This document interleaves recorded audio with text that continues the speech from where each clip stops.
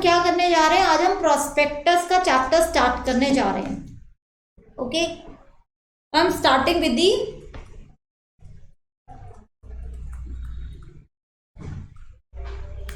Prospectus. ठीक है, अच्छा, प्रोस्पेक्टस को पढ़ने से पहले, prospectus is defined under section 2 clause 70। ये डेफिनेशन पढ़ने से पहले मैं पहले प्रोस्पेक्टस का क्या दूंगी, तुम्हें एक ओवरव्यू दूंगी ताकि तुम्हें पता तो चले कि प्रोस्पेक्टस कौन पब्लिश करता है, प्रोस्पेक्टस की रिक्वायरमेंट क्या है और प्रोस्पेक्टस की हमें जरूरत क्यों है। देखो, दो तरीके की कंपनीज हैं, बिल्कुल बेसिक। मैं ये मान के चल रही हूँ तुम्हें कुछ नहीं आता, मैं उस हिसाब से तुम्हारा बेस बना के चल रही हूँ। ठीक है, अब दो तरीके की कंपनीज हमने पढ़ी थी, कौन कौन सी भाई? मेनली कैसी भी कंपनी हो, लेकिन डिवाइड तो अल्टीमेटली हमने दो में किया था। एक कौन सी कंपनी थी हमारी? प्राइवेट कंपनी, और दूसरी हमारी कौन सी थी? पब्लिक कंपनी थी। अब देखो, कंपनी में याद करो मैक्सिमम मेंबर्स तुम्हारे कितने हो सकते थे? 200 मेंबर्स हो सकते थे।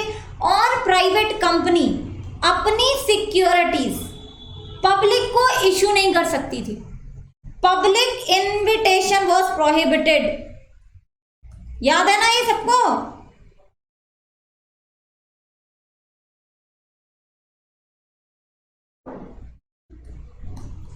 अब जब प्राइवेट कंपनी बच्चे अपने शेयर्स मार्केट में दे ही नहीं सकती, यानी कि लोगों को इनवाइट ही नहीं कर सकती, तो सपोज करो मेरी है private company XYZ private limited. ठीक है, अब मुझे पैसे की जरूरत है, मैंने कहा चलो भाई शेयर्स इशू करते हैं। तो भाई मेरे जो कंपनी सेक्रेटरी थे उन्होंने कहा मैडम आप शेयर्स तो इशू करो, कोई प्रॉब्लम नहीं है, लेकिन आप पब्लिक इशू नहीं कर सकते, आप लोगों को न्योता नहीं दे सकते। मैंने कहा क्यों? उसने कहा मैडम क्यों? क्योंकि आपके मेंबर 200 से ज्यादा हो नहीं सकते, और 200 से ज्यादा लोगों को अगर आपने इनविटेशन दे दिया तो वो पब्लिक इनविटेशन माना जाएगा। अभी पढ़ाऊंगी तुम्हें what do you mean by public invitation. अगर तुम 200 से ज्यादा लोगों को अगर तुम इनविटेशन देते हो कि आओ मेरे यहाँ पैसा लगाओ, तो वो पब्लिक इनविटेशन बन जाता है। ठीक है जी, यानी कि 200 लोगों से ज्यादा होते ही वो लंगर बन जाएगा, पब्लिक इनविटेशन बन जाएगा। प्राइवेट कंपनी पब्लिक इनविटेशन दे ही नहीं सकती। तो प्राइवेट कंपनी में XYZ प्राइवेट लिमिटेड में मैं डायरेक्टर हूं, मैंने पूछा अपने CS से तो फिर मैं क्या करूं, मैं कैसे शेयर्स इशू करूं? उसने कहा मैडम शेयर्स इशू करो, शेयर्स इशू करने में कोई प्रॉब्लम नहीं है, बट आप लोगों के यहाँ पर्सनल चिट्ठियां भेजो, और वो भी 200 से कम लोगों को चिट्ठियां भेजो। और मैंने कहा उस चिट्ठी में क्या लिखूं? तो मेरे CS ने बोला मैडम आप उसमें लिखो कि आप चाहते हो कि वो आपके यहाँ पैसा लगाए, वो आपके शेयर सब्सक्राइब करे। यानी कि वो क्या कह रहा है मेरा CS मुझसे कि मैडम आपको पर्सनल ऑफर देना पड़ेगा, पर्सनली इनवाइट करना पड़ेगा लोगों को, और वो भी कितने लोगों को? 200 से कम लोगों को। तो यानी कि अगर मुझे अपने शेयर इशू करने हैं तो मैं तो सिर्फ और सिर्फ क्या कर सकती हूं? Private placement. प्राइवेट प्लेसमेंट का क्या मतलब है? अभी प्राइवेट प्लेसमेंट भी बहुत डिटेल में पढ़ेंगे, सेक्शन 42 पूरी एक क्लास लगेगी मुझे तुम्हें प्राइवेट प्लेसमेंट के कंडीशंस कराने में। अभी तो मैं सिर्फ एक लेआउट दे रही हूं यहाँ पे तुम्हें। ठीक है, अब प्राइवेट प्लेसमेंट का क्या मतलब? यानी कि personal offer to less than 200 person, 200 से कम लोगों को मैं पर्सनल चिट्ठियां भेजूं कि भैया आओ और मेरे यहाँ पैसा लगाओ। मैं जनता को पब्लिक ऑफर, जनरल ऑफर नहीं दे सकती मैं। क्यों? क्योंकि मैं तो प्राइवेट लिमिटेड हूं। मैंने कहा यार ऐसे मैं किसको चिट्ठियां भेजूं, कितना अजीब लगेगा। मैंने अपने CS को फिर बोला, मैंने कहा नहीं नहीं ये तो तरीका अच्छा नहीं है। तो मेरे CS ने फिर एक और तरीका मुझे सुझाया। मेरे CS ने बोला मैडम कोई बात नहीं, प्राइवेट प्लेसमेंट नहीं करनी ना, तो अपने एग्जिस्टिंग जो शेयर होल्डर्स हैं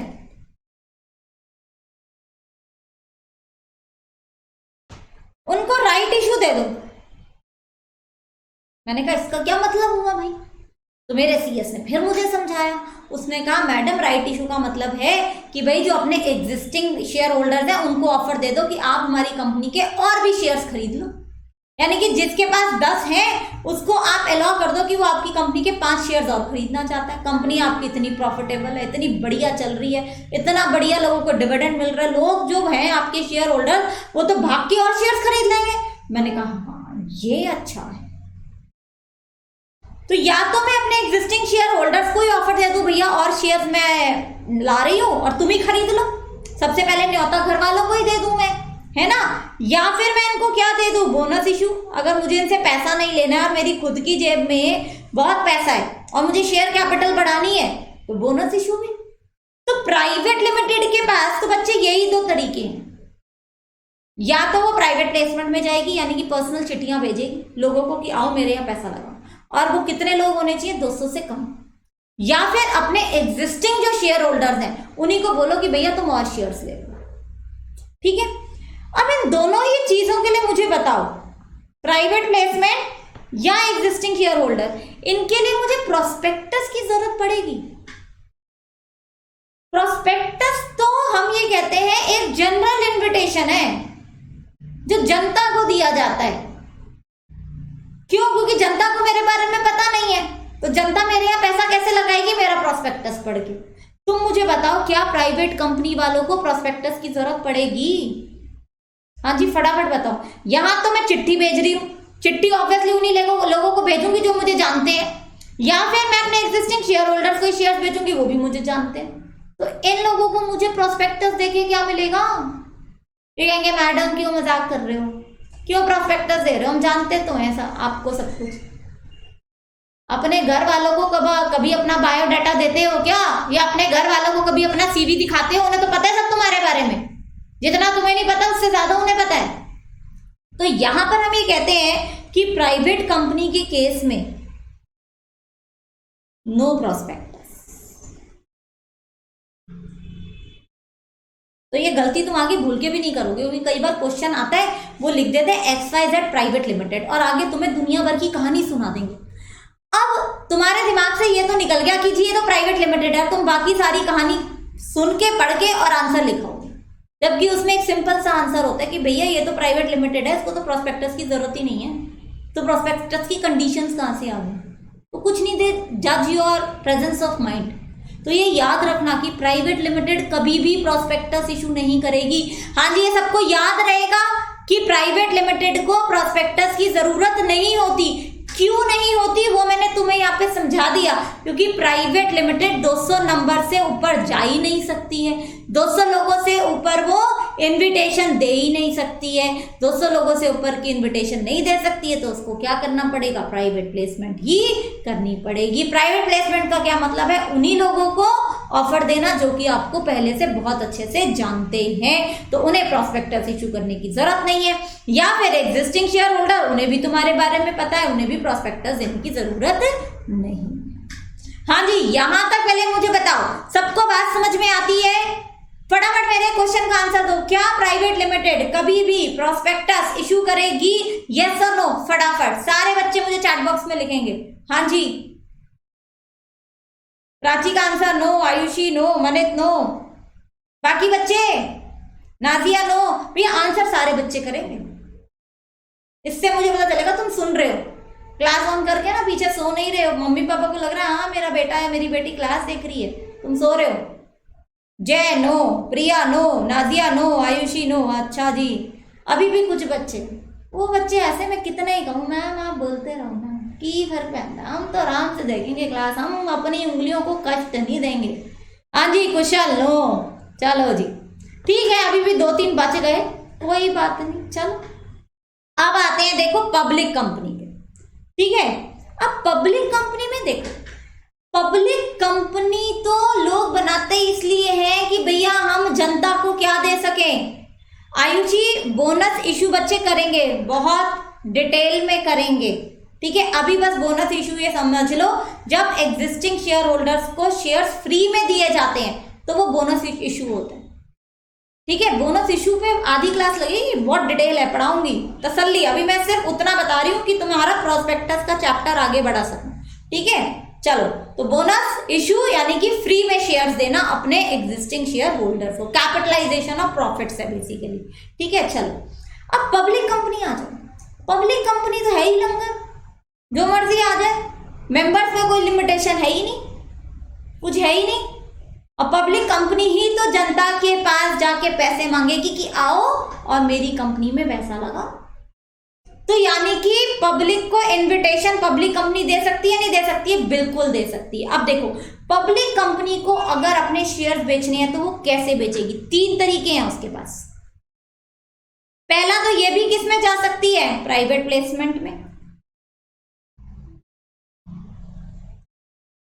प्राइवेट प्लेसमेंट तो इसके पास भी ऑप्शन है ना, मैं नहीं जाना मुझे जनता के पास, मेरे तो कुछ रिश्तेदार हैं बड़े मालदार असामी हैं, उन्हीं को चिट्ठियां भेज देंगे, वहीं से शेयर्स के पैसे आ जाएंगे, शेयर्स बिक जाएंगे, कोई जरूरत नहीं है जनता के पास जाने की। ठीक है जी, प्राइवेट प्लेसमेंट। ठीक है, प्राइवेट प्लेसमेंट क्या है वो मैंने तुम्हें बेसिक सा बता दिया है, बाकी प्राइवेट प्लेसमेंट अभी डिटेल में करेंगे। दूसरा, पब्लिक ऑफर। अब यहां देखो, पब्लिक ऑफर का क्या मतलब है? पब्लिक ऑफर का मतलब है जनता के पास जाना और पैसे मांगना। अब पब्लिक ऑफर भी देखो 2 तरीके के हो सकते हैं, initial offer and offer for sale. ये भी अभी बहुत डिटेल में पढ़ेंगे, अभी तो मैं सिर्फ फ्लो चार्ट से एक रूपरेखा बांध रही हूं तुम्हारे दिमाग में ताकि ये फिट हो जाए। ठीक है, अब देखो initial offer. Initial offer, IPO सुना है ना? अरे रिलायंस कंपनी का आईपीओ आया है, क्या तुम शेयर्स खरीद रहे हो? यानी कि इनिशियल ऑफर की पूरी जनता को, हिंदुस्तान की 130 करोड़ जनता को मैंने ऑफर दे दिया कि भैया जिसका मन करे एप्लीकेशन भरे और मेरे यहां से शेयर्स खरीदने का ऑफर दे दे मुझे। वो तो क्या है? वो तो इनिशियल ऑफर है। पूरी 130 करोड़ की जनता को आजादी है मेरी कंपनी में पैसा लगाने के लिए, वो है इनिशियल ऑफर। ठीक है जी। दूसरा, offer for sale. Offer for sale में क्या होता है बच्चे, ये भी हम पढ़ेंगे डिटेल में सेक्शन 28, बट अभी ब्रीफ में समझ लो। ऑफर फॉर सेल सेक्शन 28 ये कहता है कि भैया प्रमोटर्स जो होते हैं, सपोज करो एक प्रमोटर के पास 60% शेयर होल्डिंग है, वो प्रमोटर ना 60% शेयर होल्डिंग रखना नहीं चाहता, वो कहता है यार अब तो ना मैं तो इस कंपनी से निकलूंगा, मैं अपने शेयर्स बेचना चाहता हूं। तो प्रमोटर क्या करेगा? कंपनी को अथॉरिटी देगा कि भैया तुम मेरे ये 20% शेयर क्या करवा दो, बिकवा दो, और फिर कंपनी ये शेयर्स किसको ऑफर कर देगी? पब्लिक को। देखो पब्लिक ऑफर में अल्टीमेटली ऑफर तो पब्लिक को ही मिल रहा है, यहां पे भी पब्लिक है और यहां पे भी पब्लिक है, दोनों जगह पब्लिक है क्योंकि यही पब्लिक ऑफर। लेकिन इनिशियल ऑफर में कंपनी डायरेक्टली जनता को कह रही है कि खरीदो शेयर्स, और ऑफर फॉर सेल में प्रमोटर कंपनी को कह रहे हैं कि मेरे हिस्से के शेयर्स जनता को बेच दो। बस इतना फर्क है दोनों में। अल्टीमेटली ऑफर जा किसको रहा है? पब्लिक को ही जा रहा है। ठीक है जी। अब पब्लिक में तुम देखो, पब्लिक की जब हम बात करेंगे तो पब्लिक तो मुझे जानती नहीं है ना। अब जब तुम अनजान आदमी के पास जाते हो नौकरी मांगने या पैसा मांगने, तो क्या देते हो उसको? अपना सीवी, बायोडाटा, कि मेरा नाम ये है, मैं यहाँ रहता हूँ, मैंने इतने साल यहाँ पे नौकरी की है, ये मेरा एक्सपीरियंस है ना, बताते हो ना अनजान आदमी को। तो ये जनता भी तुम्हारे लिए अनजान है, अभी ये मुझे नहीं जानती, मेरी कंपनी को नहीं जानती है, तो इनको अपने बारे में जानकारी देने के लिए मैं क्या इशू करूंगी? मैं प्रोस्पेक्टस इशू करूंगी। हाँ जी, बात समझ में आ रही है?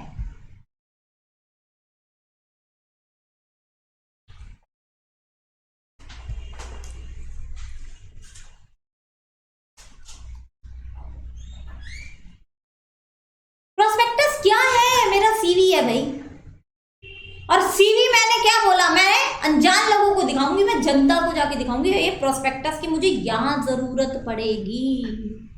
यानी कि पब्लिक कंपनी हमेशा क्या करेगी? प्रोस्पेक्टस इशू करेगी। क्यों? क्योंकि उसे जनता को बताना है कि मैं कौन, वरना जनता बोलेगी पहचान कौन, है ना।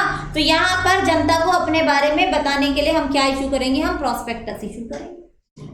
यहां पे भी देखो तीसरी चीज, ये भी तो क्या कर सकते हैं? अपने एग्जिस्टिंग शेयर होल्डर्स के पास जा सकते हैं। देखो जो ऑप्शन प्राइवेट कंपनी के पास है ना, वो तो इनके पास है ही।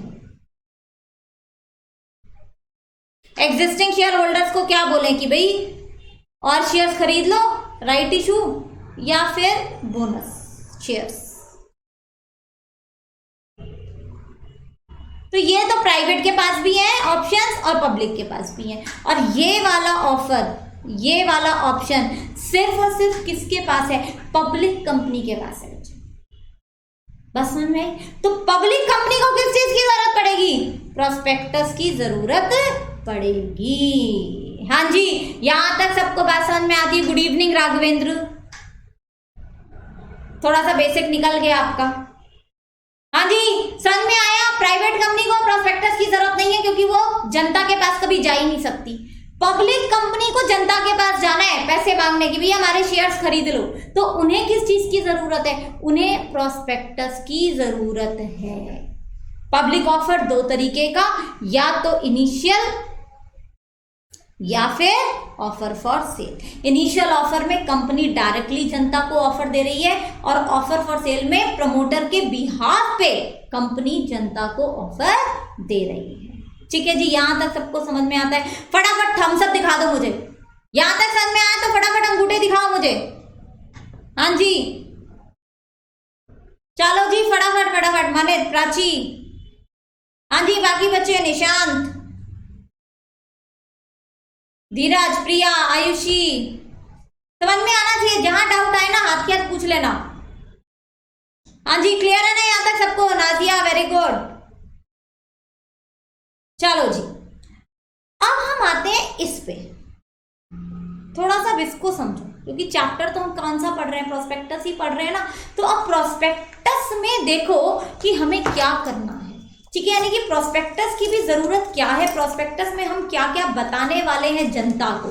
देखो, प्रोस्पेक्टस की अगर मैं कहानी शुरू करूं तो मैं ये कहती हूं तुम्हारे प्रमोटर्स थे, ठीक है। अब इनको क्या आया आइडिया कि भैया बिजनेस करना है, बिजनेस आइडिया आया।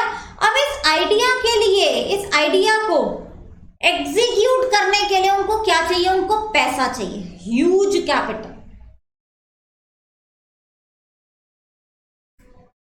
चाहिए या नहीं चाहिए? भाई हर चीज के लिए पैसा लगता है, ठीक है। और अब यहां पे जो लोग ये पैसा तुम्हें देंगे, तुम्हें उन्हें क्या दिखानी है? प्रॉफिटेबिलिटी। मैं तुम्हारे पास पैसा मांगने आऊं कि आयुषी जी मुझे अपने बिजनेस के लिए पैसा चाहिए, 5 लाख मिलेंगे। आयुषी इन्वेस्टर है, आयुषी ने कहा मैम पैसे तो मिलेंगे मगर रिटर्न कितना, मुझे क्या मुनाफा, मेरी जेब में क्या जाएगा। फिर मैं आयुषी को समझाऊंगी कि भाई अगर वो 5 लाख मेरे यहाँ लगाती है तो उसको ये सारे फायदे होंगे, उसको 12% का रिटर्न मिलेगा या उसको 20% का रिटर्न मिलेगा, तभी तो आयुषी मुझे पैसा देगी। वरना आयुषी कहेगी मैडम मैं चैरिटी नहीं करती, चलो जी कोई पैसा वैसा नहीं है मेरे पास, ठीक है। तो यानी कि जो मेरे इन्वेस्टर्स हैं उनको मुझे क्या दिखानी है? उन्हें मुझे प्रॉफिटेबिलिटी। आयुषी मत देना, लॉस हो जाएगा आपका। अच्छा कुशल जी आपको मेरे पे भरोसा नहीं है, मैं अच्छा बिजनेस करके आयुषी को रिटर्न नहीं दूंगी। नहीं यार, इतना भी अंडर एस्टिमेट मत करो। चलो, तो अब प्रॉफिटेबिलिटी क्या करनी पड़ेगी? मुझे दिखानी पड़ेगी। किसको? अपने इन्वेस्टर्स को। एक्सपेक्टेड प्रॉफिटेबिलिटी होगी ना ये। और मुझे ये भी बताना पड़ेगा कि भैया ये प्रॉफिट मैं लाऊंगी कहां से। हवा में बातें थोड़ी ना करनी है, मुझे इसको क्या बताने पड़ेंगे? अपने फ्यूचर गोल्स बताने पड़ेंगे, अपने प्लान्स बताने पड़ेंगे, मुझे इसको ग्रोथ कैसे होगी वो दिखाना पड़ेगा। और ये सब कैसे? क्या वर्बली या फोन में रिकॉर्ड करके ले जाऊं? हाँ जी, नहीं। इसके लिए मुझे प्रॉपर क्या करनी पड़ेगी? डॉक्यूमेंटेशन करनी पड़ेगी। मुझे ये सारे फ्यूचर गोल्स, ये प्लान्स, ये ग्रोथ सब कुछ रिटर्न में प्रॉपर तरीके से डॉक्यूमेंट करके किसके पास ले जाने पड़ेंगे? आयुषी के पास, या फिर आयुषी जैसे और इन्वेस्टर्स के पास, या उन लोगों के पास जिन्हें मैं अपनी कंपनी के शेयर बेचना चाहती हूँ, यानी कि मेरे प्रोस्पेक्टिव शेयर होल्डर्स, या फिर पब्लिक।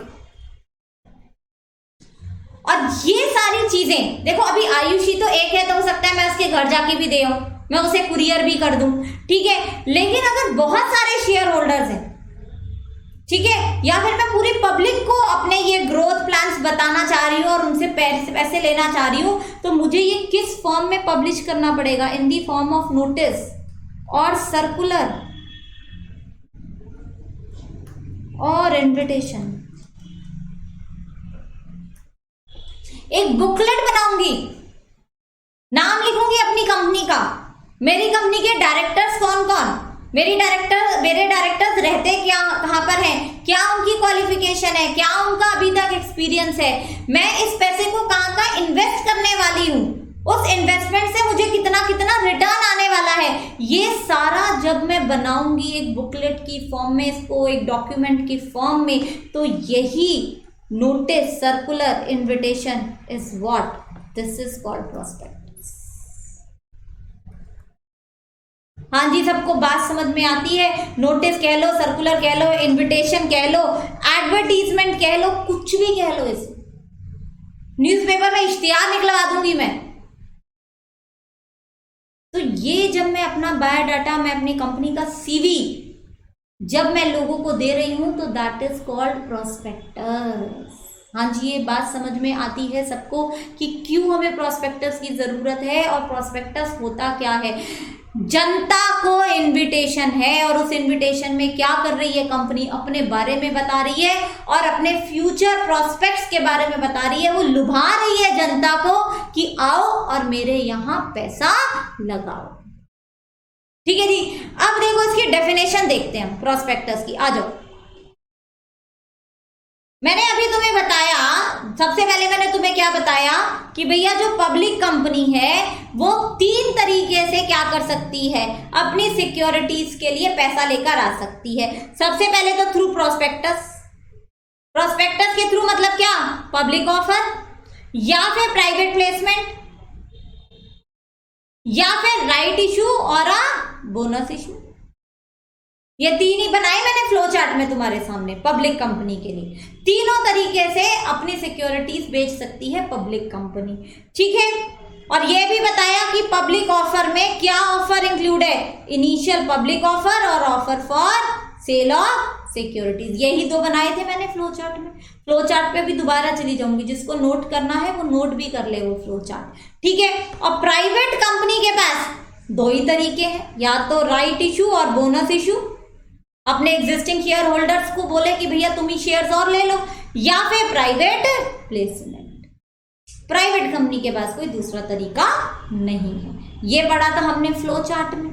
फिर अब हम आते हैं प्रोस्पेक्टस की डेफिनेशन पे। देखो, एज पर सेक्शन 270 प्रोस्पेक्टस का सेक्शन कौन सा, हाँ जी बोलो 2 क्लॉज 70। ये क्लॉज 70 है, सब सेक्शन 70 नहीं है। और सब सेक्शन में और क्लॉज में डिफरेंस मैंने तुम्हें पहली क्लास में बताया था, ठीक है जी। चलो अब देखो ये डेफिनेशन पढ़ते हैं।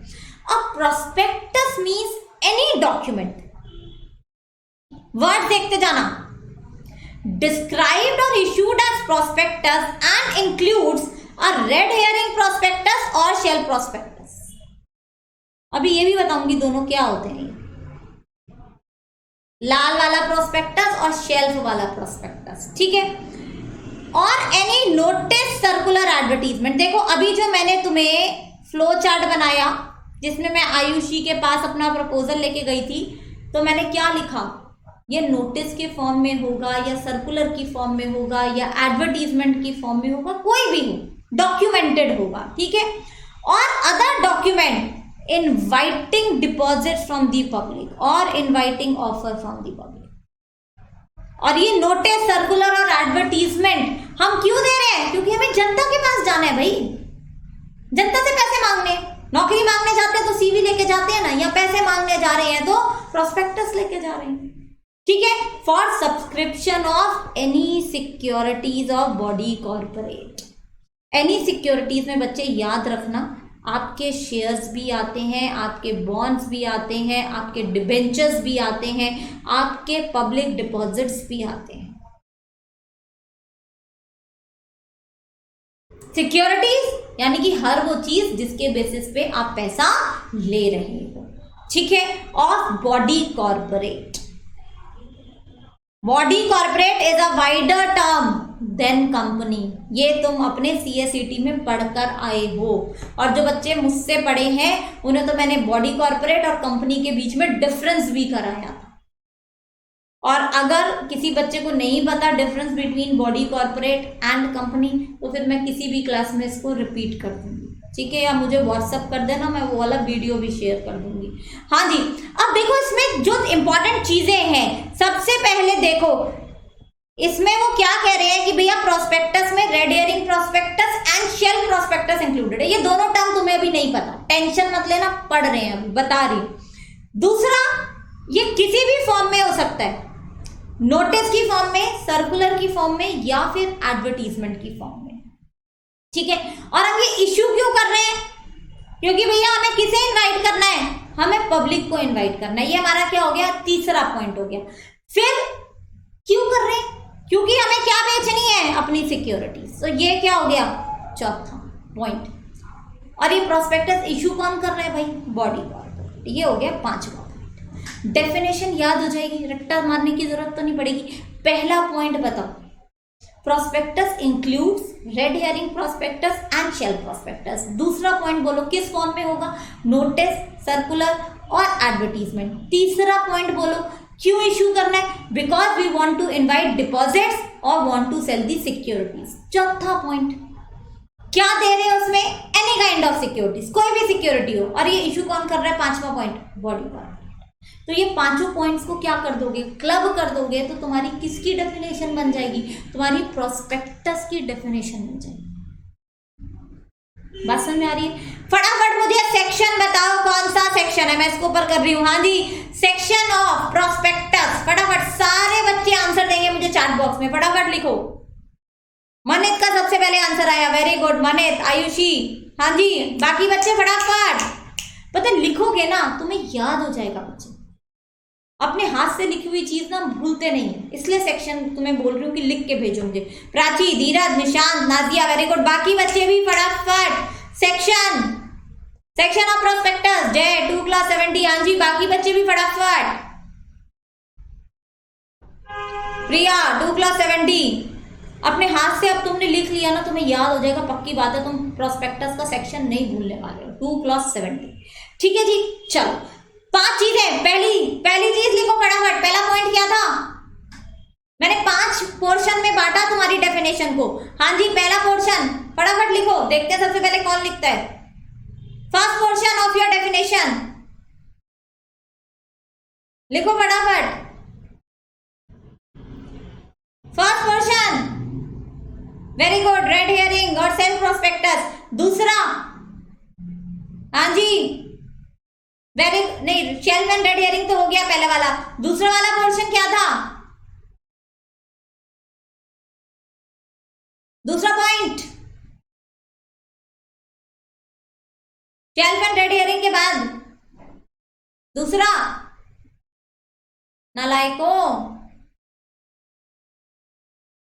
वेरी गुड, नोटिस, एडवर्टीजमेंट और सर्कुलर। तीसरा पॉइंट,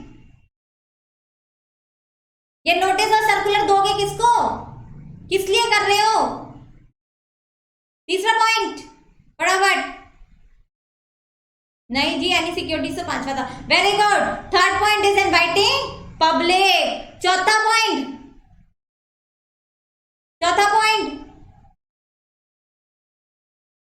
देखो, चौथा point, very good, any securities. और पांचवा लास्ट कौन करेगा? ये अंकल जी, बॉडी कॉर्पोरेट। Very good. तो ये 5 पोर्शन में तुम्हें याद होगी डेफिनेशन। ये 5 पोर्शन है तुम्हारे प्रोस्पेक्टस के डेफिनेशन के। अच्छा, अब देखो जो मैंने फ्लो चार्ट बनाया था तुम्हें,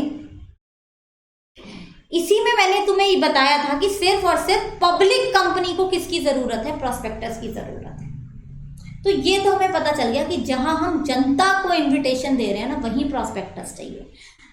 अब इन्विटेशन किसका है? इन्विटेशन टू पब्लिक, है ना। तुमने, धीरज ने जैसे मुझे तीसरे पॉइंट में बताया, इनवाइटिंग पब्लिक। तो यहां पे वर्ड हमारे पास इस्तेमाल हो रहा है पब्लिक, कि ये इनविटेशन किसको देना है? हमें पब्लिक को देना है। तभी वो प्रोस्पेक्टस बनेगा, है ना। तो अब यहाँ पे ये समझना बड़ा जरूरी हो जाता है कि भैया ये पब्लिक का मतलब कौन, ये पब्लिक है, सब जानती है ना। तो अब इस पब्लिक की डेफिनेशन हमें पढ़नी पड़ेगी कि ये पब्लिक का क्या मतलब है। इसमें हम कुछ एग्जाम्पल्स भी लेंगे जो तुम्हारे पहले के एग्जाम्स में आए हुए हैं, ठीक है। देखो, पब्लिक में हम ये कहते हैं, पब्लिक का मतलब है इनवाइटिंग मोर देन 200%। प्राइवेट में मैंने कहा ना 200 से कम को इनविटेशन दोगे, और पब्लिक में पब्लिक इनविटेशन तभी बनेगा जब 200 से ज्यादा लोगों को इनविटेशन दोगे, तब हम मानेंगे कि तुम जनता के पास जा रहे हो, ठीक है। Inviting more than 200%। अब ये 200% बच्चे, जब मैं इसकी बात करती हूं तो एक चीज और याद रखना कि ये कोई ग्रुप ऑफ पर्सन भी हो सकता है, ठीक है।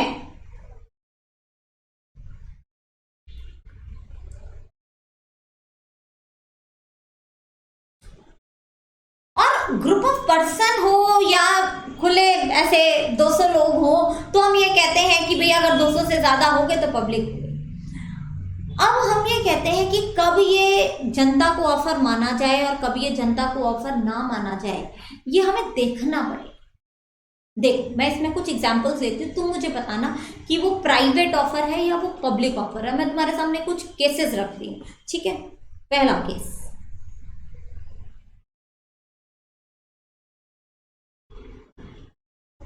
Case number 1। भाई सपोज करो मेरी क्लास में 50 स्टूडेंट्स हैं, ठीक है, और तुम सारे CSXD के बच्चे हो,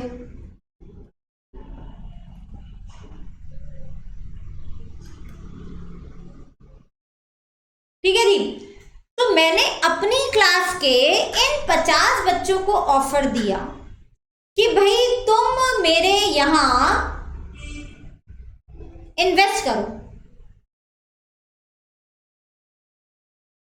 हाँ जी, मैं भी स्टेप बाय स्टेप चलूंगी। यहां तक मुझे बताओ तुम्हें क्या लगता है ये कैसा ऑफर है, ये पब्लिक ऑफर है या ये पब्लिक ऑफर नहीं है, प्राइवेट ऑफर कह लो। हाँ जी, तुम्हें क्या लग रहा है ये यहाँ पर प्राइवेट प्लेसमेंट। वेरी गुड, मैंने भी मान लिया, बड़ा क्लियर कट है, इसमें कोई बुद्धि लगाने वाली चीज नहीं है, प्राइवेट प्लेसमेंट। कहानी तो आगे शुरू होगी, ठीक है जी। चलो जी, बट सपोज करो अब CS एग्जीक्यूटिव में एक स्टूडेंट है जैसा, ठीक है, जय है आई थिंक, है ना क्लास में। तो अब जय का एक कोई फ्रेंड है राहुल। ये राहुल जो है ना, he is not my student, he is not in my class. मैंने ऑफर किनको दिया, इन 50, ठीक है। अब जय ने कहा यार मैं पैसा लगा रहा हूं, राहुल ऐसा कर तू भी लगा दे, मैम की कंपनी है और बहुत अच्छा रिटर्न मिलेगा, हम मैम पे बिल्कुल ट्रस्ट कर सकते हैं। नहीं, वाकई कर सकते हैं, ठीक है। चलो, अपने एग्जाम के लिए, रिजल्ट के लिए बिल्कुल ट्रस्ट कर सकते हो। अब राहुल ने कहा हाँ भाई मुझे भी पैसा लगाना है, तो जय ने कहा तू भी एप्लीकेशन दे दे। अब राहुल ने भी क्या किया, मुझे इन्विटेशन दे दिया, मतलब सॉरी मुझे ऑफर दे दिया कि ma'am I want to invest in your company, और मैंने राहुल का ऑफर एक्सेप्ट कर लिया। सुनते जाना ध्यान से, राहुल का जो ये ऑफर है कि वो मेरी कंपनी में पैसा लगाना चाहता है, ये मैंने क्या कर लिया, ये मैंने एक्सेप्ट कर लिया, acceptance by the company.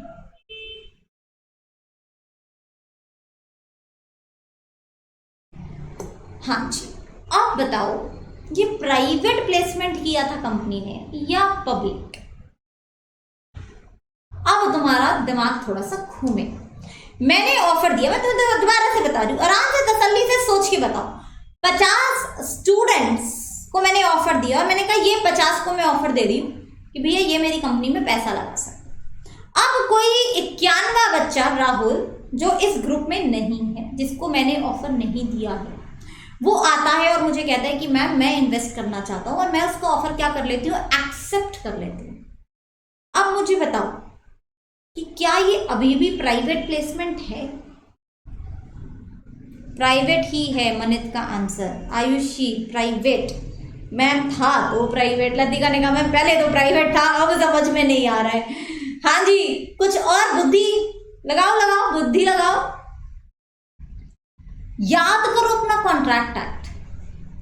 Specific offer का मतलब क्या होता था कि जिसको ऑफर दिया है वही एक्सेप्टेंस दे सकता है।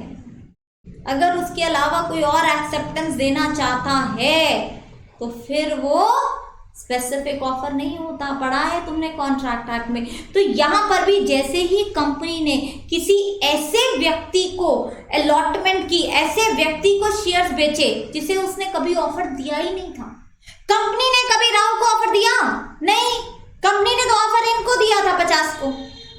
ये तो कोई 91 बच्चा है, 51st स्टूडेंट है ये तो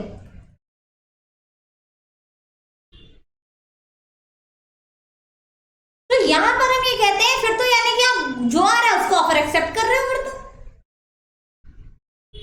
फिर ये प्राइवेट अफेयर कहां रहा?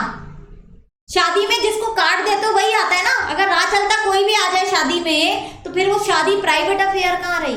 ऐसा तो लंगर में होता है कि जो मर्जी आए और खाना खा के चला जाए। तो प्राइवेट प्लेसमेंट तो शादी की तरह भैया, जिसको कार्ड दिया वही आएगा और कोई नहीं आएगा। अब पब्लिक ऑफर लंगर है, कोई भी आ जाए। तो यहाँ पे तो राहुल कोई भी हो गया ना मेरे लिए, क्योंकि he was not my class student, उसको मैंने कभी ऑफर दिया ही नहीं था। तो फिर ये राहुल का एक्सेप्टेंस करते ही, राहुल को जैसे ही शेयर्स अलॉट किए, इमीडिएटली ये प्राइवेट प्लेसमेंट की कैटेगरी से बाहर आ गया, नॉट अ प्राइवेट प्लेसमेंट। ये एग्जाम्पल सिर्फ तुम्हें इसलिए बताया क्योंकि तुम इसमें 50 में कंफ्यूज हो गए। मैम है तो 50 ही और ये रहा 51, 200 तक का आंकड़ा तो है हमारे पास नहीं। लेकिन यहाँ पे ये भी जरूरी है 200 नंबर के साथ साथ कि भैया जिसको मैंने ऑफर दिया ना, मैं उसी को दूं अपने शेयर्स, और किसी को नहीं दे सकती, तभी वो प्राइवेट प्लेसमेंट है। हाँ जी, ये बात सबको समझ में आई। एक बहुत इंपॉर्टेंट पॉइंट है, तुम्हें केस स्टडी पे फंसा देंगे वो ऐसे। अगर अभी ये मैं केस स्टडी तुम्हें लिख के पेपर में दे देती तो तुम सारे बच्चे ये लिखाते नहीं भैया ठीक है तो प्राइवेट प्लेसमेंट है क्योंकि 200 की कैटेगरी के अंदर है। नहीं, सिर्फ 200 का आंकड़ा ही इंपॉर्टेंट नहीं है, ये भी इंपॉर्टेंट है दूसरी चीज कि हम जिसको ऑफर देंगे वही उसकी एक्सेप्टेंस दे सकता है। अच्छा, एक क्वेश्चन आया मनीष जी का, मतलब किसी भी बाहर वाले को नहीं दे सकते चाहे वो लिमिट में हो। यस मनीष जी, मुझे पहले उसे ऑफर देना पड़ेगा। हाँ जी, ये बात सबको समझ में आ गई ना कि सिर्फ दो चीजें हो गई। देखो, प्राइवेट प्लेसमेंट के लिए प्राइवेट प्लेसमेंट बनाना है अगर आपको किसी को भी, तो पहला आंकड़ा तो क्या हो गया, 200 का 200 नंबर हो गए। दूसरा, ऑफर कैसा है? स्पेसिफिक ऑफर है भाई। मैंने अगर जिन 60 लोगों को मैंने ऑफर दिया वही 60 लोग मेरे यहाँ पैसा लगा सकते हैं। कोई 61वां बंदा पैसा नहीं लगा सकता। या तो उस 61वें को पहले मैं ऑफर दूं फिर वो मुझे आ सकता है। हाँ जी, बात समझ में आ गई? क्लियर है ये चीज सबको? तो अब तुम कंफ्यूज नहीं होगे कि what is private placement and what is public placement. हाँ जी, और जैसे ही कंपनी ने ये किया, ये एक्सेप्टेंस की, आ जाएंगी भैया अथॉरिटीज, ये तो प्राइवेट प्लेसमेंट नहीं है। प्राइवेट प्लेसमेंट नहीं है तो फिर क्या है? Public offer. और अगर पब्लिक ऑफर है तो भैया कहाँ है प्रॉस्पेक्टस? अगर आप पब्लिक ऑफर दे रहे हो तो prospectus is must, prospectus is compulsory, तुम्हारे सर पे आके खड़े हो जाएंगे। प्राइवेट प्लेसमेंट में तो बरी हो तुम, कोई प्रॉस्पेक्टस नहीं चाहिए, कुछ नहीं चाहिए। लेकिन जैसे ही तुमने प्राइवेट प्लेसमेंट की सीमा लांघी, जैसे ही तुमने वो लक्ष्मण रेखा पार की, तो वो क्या बन गया? Public offer. और पब्लिक ऑफर के लिए मस्ट है कि तुम्हें क्या चाहिए? तुम्हें प्रॉस्पेक्टस चाहिए ही चाहिए, और नहीं किया तो पेनल्टीज लगेंगी। वो अभी आगे पढ़ेंगे कि कितने पेनल्टीज हैं और कितने फाइन्स हैं। अच्छा जी, अच्छा लतिका जी का भी एक क्वेश्चन है, अगर मैम वो ही ऑफर दे दे तो?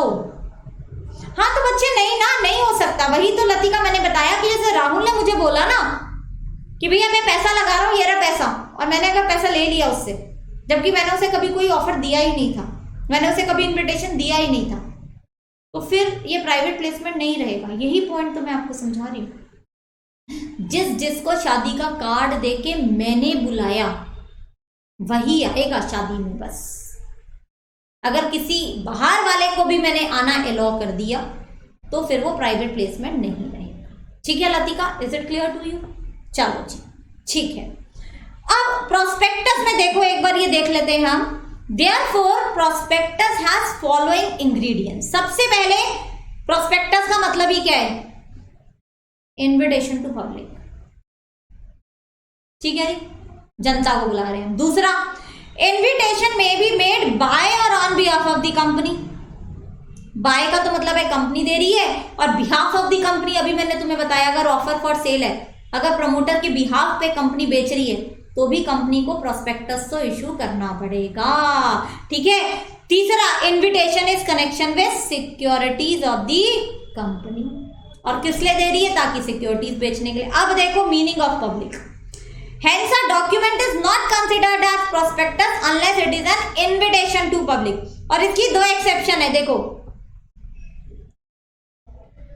ऑफर और invitation can't be calculated to become available to any person other than those to whom it is made.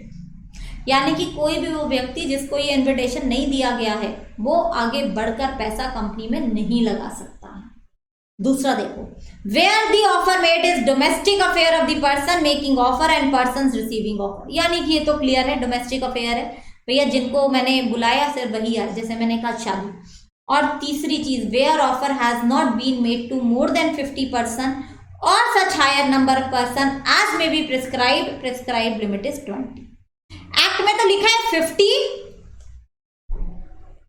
और प्रिस्क्राइब्ड, 50 और प्रिस्क्राइब्ड। तो प्रिस्क्राइब्ड अभी कितने हैं? 200, विच एवर इज हायर। तो हम किसकी लिमिट मानेंगे? हम 200 की लिमिट मानेंगे।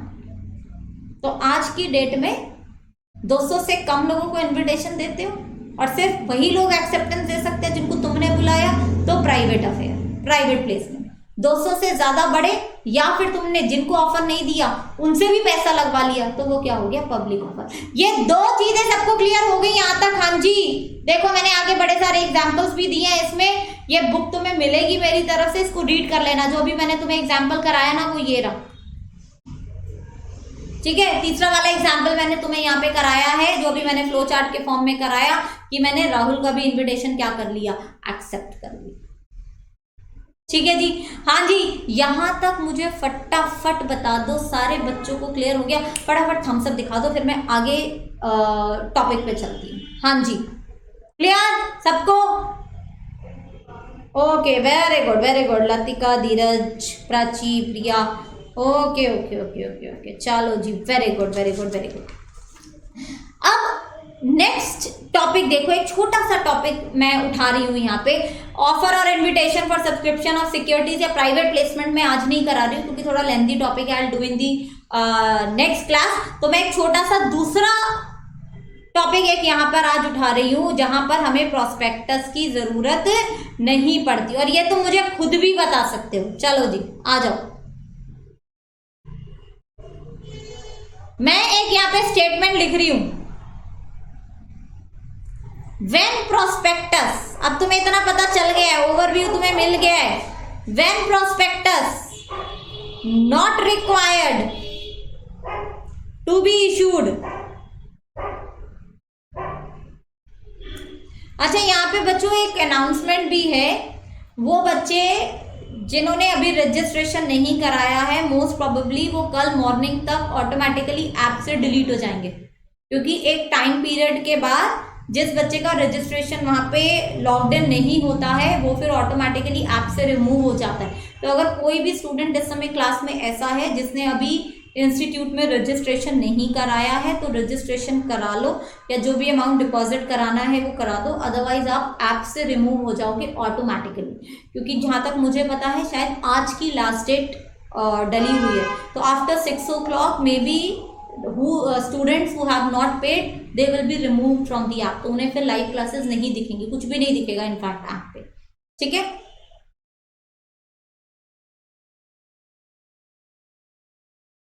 तो आप बच्चे एक बार रिसेप्शन पे बात कर लेना जो भी है, तो फिर वो या तो वो स्पेसिफिकली जाके आपकी टाइम लिमिट एक्सटेंड करेंगे ऐप पे। ठीक है, क्योंकि एक जो कॉमन डेट डली हुई है वो आज की डली हुई है। जिनके रजिस्ट्रेशन अमाउंट वहां पे फीड हो गए हैं तो उनका तो कंटिन्यू रहेगा, जिनका नहीं हुआ है वो डिलीट हो जाएंगे। और अगर कोई बच्चा ऐसा कि वो मॉर्निंग में पेमेंट कर रहा है या अभी 2 घंटे में कर रहा है, जो भी है, तो वो आप रिसेप्शन पे बात कर लेना, that is not my area. मैं तो सिर्फ, मुझे अनाउंसमेंट करने के लिए बोला गया था तो मैंने बता दिया, अनाउंसमेंट कर दिया मैंने तो।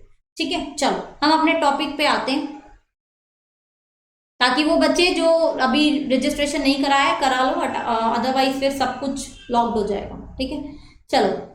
अच्छा, अब ये तो तुम ही मुझे बताओ कितने पॉइंट्स तुम्हारे दिमाग में आते हैं कि कौन कौन सी सिचुएशन ऐसी है जहां में प्रोस्पेक्टस की रिक्वायरमेंट नहीं है। कितने तो मैंने ही बता दिए, चलो अब तुम फटाफट दिमाग लगाओ।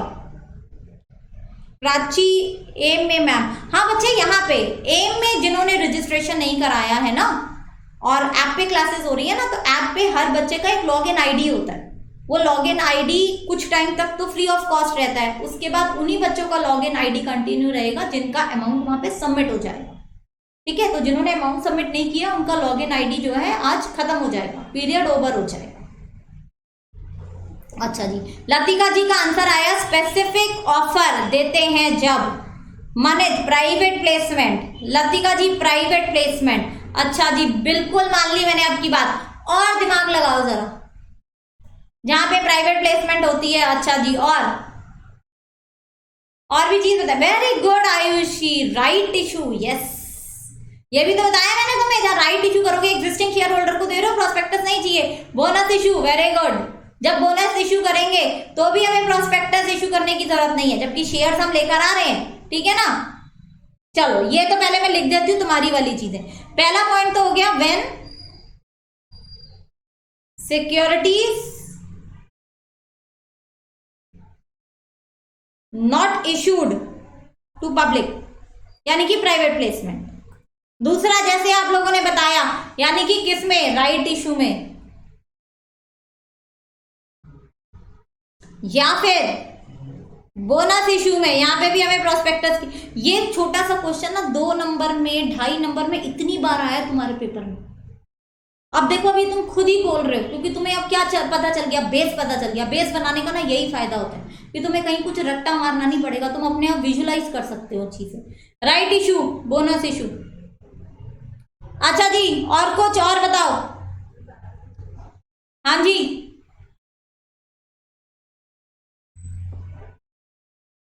All of the above, Kushal, very good, very smart. हाँ मैम जैसे बोला ना, बस मेरा भी वही। हाँ, फिर नंबर वही वाले नहीं मिलेंगे मगर तुम्हें।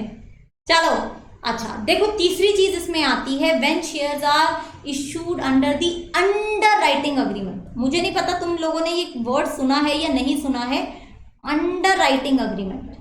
जैसे मुझे लगता है अकाउंट्स में शायद तुमने सुना होगा ये। हाँ जी, अंडर राइटिंग अग्रीमेंट मुझे बताओ क्या होता है, what do you mean by under writing agreement? कोई बता सकता है मुझे? नहीं पता मैम, चलो फिर मैं ही बता देती हूँ। देखो, इसको एग्जाम्पल से समझते हैं, तुम्हें आगे भी बड़ा काम आएगा, ये टर्म ना बहुत जगह आएगी, तो मैं तुम्हें यही समझा देती हूँ अंडर राइटर्स होते क्या। अब सपोज करो ABC लिमिटेड है, ठीक है, ये मार्केट में 10,000 शेयर्स लेकर आना चाहती है एट द रेट ऑफ 1,000, यानी कि कितने की कैपिटल लेकर आ रही है ये, इतने की कैपिटल। ठीक है ना। अब यहां पे देखो, इन्हें ना डर है, इन्हें डाउट है कि पता नहीं हमारे शेयर्स लोग खरीदेंगे भी नहीं खरीदेंगे, नई कंपनी है, ऑल्दो उन्होंने बहुत अच्छा प्रोस्पेक्टस बनाया है, बहुत अच्छे फ्यूचर प्लान्स दिखाए हैं, बट फिर भी ना इनको पता नहीं चल रहा कि भाई पता नहीं बिकेंगे नहीं बिकेंगे। तो व्हाट दे डिड, इन्होंने ABC लिमिटेड ने एक XYZ फर्म को हायर किया। अब इस XYZ फर्म ने इनको तसल्ली दी कि भैया अगर तुम्हारे ये 10,000 शेयर्स मार्केट में नहीं बिकते, आप सबको पता है ना मिनिमम सब्सक्रिप्शन होना जरूरी है, ये तो मिनिमम सब्सक्रिप्शन तो सबको पता होगा। अभी शेयर कैपिटल में ना मैं तुम्हें बहुत डिटेल में ये भी बताऊंगी। मिनिमम सब्सक्रिप्शन यानी कि 90% शेयर्स तो मार्केट में बिकने चाहिए। तभी आप शेयर अलॉट कर सकते हो, नहीं तो एप्लीकेशन में जो भी पैसा आया है वो सारे का सारा तुम्हें वापस करना पड़ जाएगा। मिनिमम सब्सक्रिप्शन 90%, यानी कि 9000 शेयर्स तो बिकने मस्ट है। अगर 10,000 में से 9000 शेयर इनके नहीं बिकते हैं तो भैया जितने बिके हैं वो भी नहीं बेच पाएंगे, इन्हें अपना इशू कैंसिल करना पड़ेगा, पैसा वापस करना पड़ेगा जो भी आएगा। अब ये 9000 का आंकड़ा तो पूरा करना है, ये लक्ष्मण रेखा तो लांघनी है। तो एबीसी लिमिटेड ने XYZ फर्म को बोला कि भैया अगर मेरे ये 9000 पब्लिक ने खरीद लिए तब तो कोई प्रॉब्लम नहीं है, लेकिन अगर ये 9000 पब्लिक ने नहीं खरीदे, सपोज करो पब्लिक ने 8000 खरीदे, तो बाकी के 1000 कौन खरीद लेगा? XYZ। तो 8000 प्लस 1000, 9000 की लिमिट, मिनिमम सब्सक्रिप्शन पूरा हो जाएगा, नहीं हो जाएगा? तो ये XYZ फर्म जो है ये क्या है? ये अंडर राइटर्स हैं। और ये फ्री में करेंगे ये काम? नहीं जी, ये कमीशन देंगे। अब ये XYZ फर्म चाहे खुद खरीद ले या प्रोक्योर करवा दे, मतलब बिकवा दे आगे, जो भी है, लेकिन जो भी इनकी कमी पेशी रहेगी उसको पूरा करने की जिम्मेदारी किसकी है? XYZ फर्म की। और ये XYZ फर्म क्या है? Under writers. और कई बार क्या होता है कि कंपनीज ना पब्लिक को ऑफर ही नहीं करती हैं, वो सीधा ऑफर किसको कर देती हैं? अंडर राइटर्स, कि भैया तुम ले लो सारे और फिर तुम आगे बेचते रहना। वो भी पढ़ेंगे हम आगे, ठीक है? तो अगर हम अंडर राइटर्स को शेयर्स बेच रहे हैं तो अंडर राइटर्स तो कमीशन ले रहे हैं ना। तो अंडर राइटर्स में, अंडर राइटिंग अग्रीमेंट में जब हम शेयर्स बेच रहे हैं तो क्या हमें प्रोस्पेक्टस की जरूरत पड़ेगी? अगर मैं अपने पूरे 10,000 का 10,000 शेयर्स में अंडर राइटर्स को ही बेच रही हूँ तो क्या मुझे अंडर राइटर्स को प्रोस्पेक्टस देने की जरूरत पड़ेगी? हाँ जी बताओ। नहीं पड़ेगी, वो तो जानते हैं, तो कमीशन पे काम कर रहे हैं ना, ठीक है? They are not my real investors. तो यहां पर हम ये कहते हैं कि जब भी हम अंडर राइटिंग अग्रीमेंट के तहत हम शेयर्स बेच रहे हैं तो भी हमें प्रोस्पेक्टस की जरूरत नहीं पड़ती है, ठीक है? तो अंडर राइटिंग अग्रीमेंट में शेयर्स बेचोगे तो भी आपको प्रोस्पेक्टस की जरूरत नहीं पड़ेगी। ये पॉइंट, अंडर राइटिंग का पॉइंट सबको समझ में आया? अगर नहीं आया तो मैं दोबारा से बता दूंगी। हाँ जी, क्लियर है ये पॉइंट सबको? अगर सपोज करो मैंने ये सब कुछ किया ही नहीं,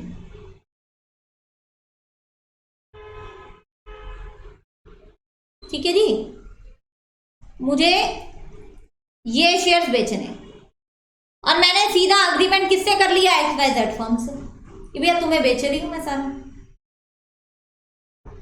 ठीक है जी, ये कमीशन ले रहे हैं और क्या कर रहे हैं? सारे शेयर मेरे उठा रहे हैं। तो अब यहाँ पे क्या मुझे इन्हें प्रोस्पेक्टस देने की जरूरत है?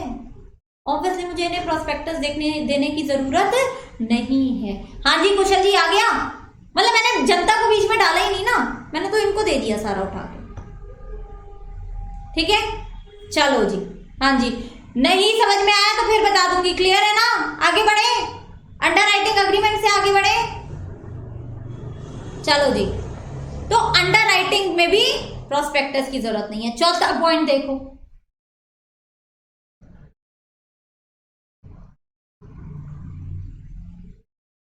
फोर्थ पॉइंट देखो। फोर्थ पॉइंट में हम ये कहते हैं कि भाई अगर मैं इसको एज अ न्यूज़पेपर एडवर्टीजमेंट दे दूं, ठीक है,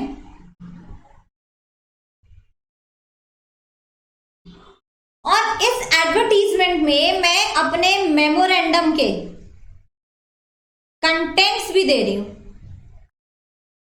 मेमोरेंडम में आपके ऑब्जेक्ट्स होते हैं ना, भाई क्या बिजनेस कर सकते हैं, कैसे करेंगे, क्या करेंगे, सारे सिग्नेटरीज के भी नेम दे रही हूं जिन्होंने मेरा मेमोरेंडम साइन किया हुआ है,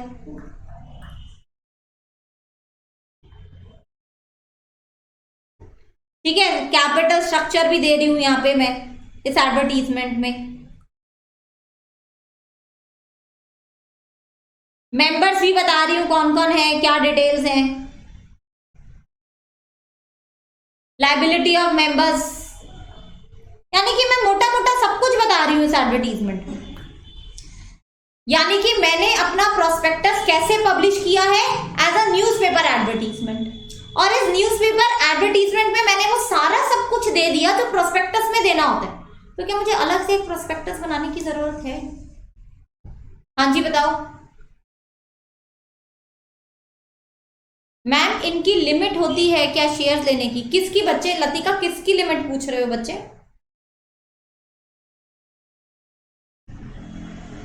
मैं आपका क्वेश्चन नहीं समझी लतिका। अच्छा चलो आप क्वेश्चन एक्सप्लेन कर देना, अभी हम चलते हैं। हाँ जी, अगर प्रोस्पेक्टस कैसे इशू हो रहा है? एज अ न्यूज़पेपर एडवर्टीजमेंट, और उस एडवर्टीजमेंट में मैंने वो सब कुछ बता दिया जो मुझे प्रोस्पेक्टस में बताना था, तो मुझे एक और प्रोस्पेक्टस चाहिए क्या? नहीं चाहिए ना। ठीक है, तो यहां पर भी मुझे प्रोस्पेक्टस की जरूरत अलग से नहीं है। ये जो न्यूज़पेपर एडवर्टीजमेंट है यही मेरा क्या मान लिया जाएगा? यही मेरा प्रोस्पेक्टस मान लिया जाएगा। हाँ जी, यहां तक बात सबको समझ में आती है, क्लियर है? तो ये चारों सिचुएशन में प्रोस्पेक्टस इशू करने की जरूरत नहीं होती है। एक बार आप यहाँ पर देख लो पीपीटी से भी। अच्छा, एक चीज इसमें एक और आ सकती है। अगर सपोज करो कोई एक कंपनी है, मैं तुम्हें ऐसी एग्जांपल दे दूं, एक एबीसी लिमिटेड है, ठीक है, ये पहले भी पब्लिक ऑफर लेकर आई थी और इसके शेयर्स जो है स्टॉक एक्सचेंज में लिस्टेड भी हैं।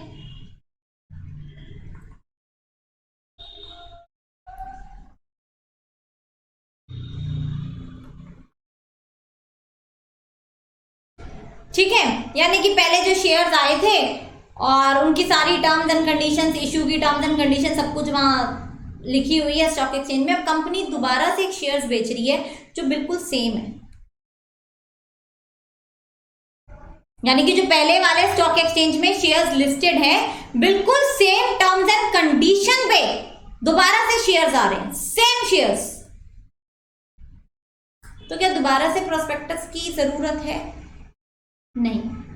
तो हम कहते हैं अगर आप ऐसे शेयर्स लेकर आ रहे हो which are similar in all respect with the shares which have already listed in stock exchange, तो आपको दोबारा से प्रोस्पेक्टस की जरूरत नहीं है। अभी ये वाला पॉइंट अगर तुम्हें बहुत अच्छे से ना भी समझ में आया ना तो टेंशन मत लेना, अभी प्रोस्पेक्टस में ना आगे बहुत कुछ करना है, तो वहां पे ये पॉइंट तुम्हें क्लियर हो जाएगा। हो सकता है अभी इस पॉइंट में, फिफ्थ वाले पॉइंट में तुम्हें थोड़ा सा वाया रहे, तो बहुत नेचुरल है, क्योंकि अभी तो आज मैंने प्रोस्पेक्टस के बेसिक्स कराए हैं और डेफिनेशन कराई है। ठीक है, अभी हम आगे जब बढ़ेंगे ना प्रोस्पेक्टस में तो ये पॉइंट तुम्हें बिल्कुल एब्सोल्युटली क्लियर हो जाएगा। चलो अब एक बार देख लेते हैं हम प्रोस्पेक्टस हमें कहाँ कहाँ जरूरत नहीं है। देखो, when prospectus not required to be issued in case of bona fide invitation to a person for entering into underwriting agreement। underwriting agreement में एंटर करने के लिए, उनको शेयर्स बेचने के लिए आपको प्रोस्पेक्टस की जरूरत नहीं है। यहाँ पे जहाँ पर shares not offer to the public, public को हम ऑफर ही नहीं कर रहे हैं।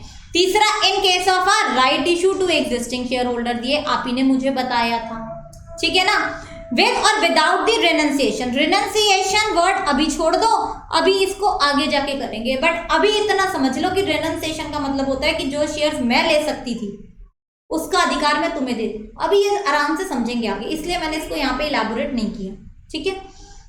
आगे देखो, in case of issue of shares and debentures which are uniform in all respect to shares and debentures previously issued and for the time being dealt in a recognised stock exchange. ये वो fifth वाला point जो मैंने अभी कहा, नहीं भी ढंग से समझ में आया तो कोई टेंशन की बात नहीं है, अभी बहुत अच्छे से आ जाएगा।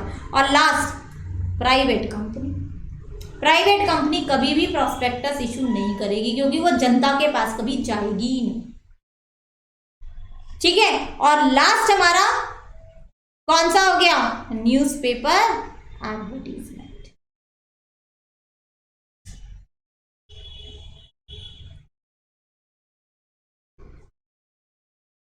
तो इन सारे केसेस में आपको प्रोस्पेक्टस की जरूरत नहीं पड़ेगी। फटाफट मेरे पीछे बोलो, पहला पॉइंट फटाफट लिख के बताते जाओ मुझे। पहला पॉइंट, पहला कब रिक्वायर्ड नहीं है प्रोस्पेक्टस? हाँ जी, सबसे पहले लिखो फटाफट, देखते हैं सबसे पहले कौन लिखता है। पहला point, when prospectus is not required. Very good, underwriting. दूसरा बताओ फटाफट, राइट इशू, वेरी गुड। तीसरा, अच्छा नॉट इशू टू पब्लिक भी आ गया, वेरी गुड। फिर चौथा बताओ, चौथा,